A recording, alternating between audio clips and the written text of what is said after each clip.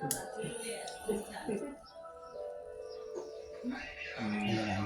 ว่าคนที่เป็นฝ่ายปกป้องคือน้านะก็นะแต่แค่วิจิตรเป็นเด็กขี้แยงถ้าเป็นผู้ชายแล้วก็น้าก็แข็งแกร่งกว่าแน่ๆจะจริงได้ไงเล่าหนูร้องไห้แล้วก็แค่ก่อนหน้านี้เอง นั้นหรือเปล่านะ หรือเราไปเถอะนะ ไม่อะ Solo de tu cara.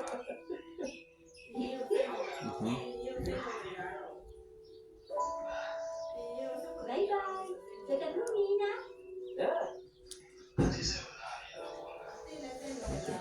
กลับมาแล้วค่ะ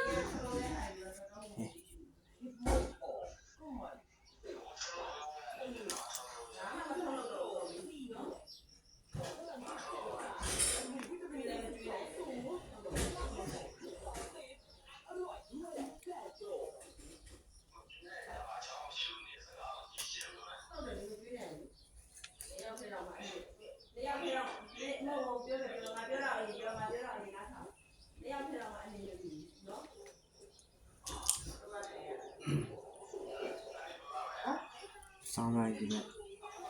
Thì là nó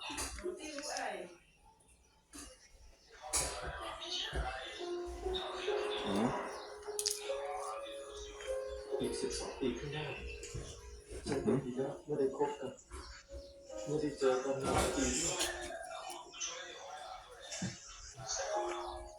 ฉันไม่มีเหตุผลที่ต้องช่วยนะ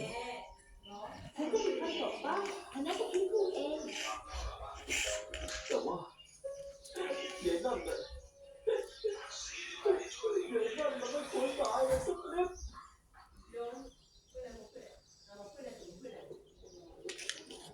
ทาเคมิจิคาคุยะเอาคนแบบนั้นก็เหมือนนายคนเดิมเลยนะอ๋อเรื่องเมื่อวานน่ะเหรอโทษทีเฮ้ยขอคุยด้วยหน่อย 我不会去，知道。 วันนี้ก็ตัดสินแล้วการแสดงต่อยดีช่วงนี้จัดแทบทุกวันเลยฮะนักสู้ของวันนี้มันบอกว่าเป็นคาคุยะ cứ cha nó chàng đi nữa sẽ cứ chàng หมอนี่เรื่องการออกแรงถ้าจำไม่ผิดวันนั้นหมอนี่ก็เกิด ôi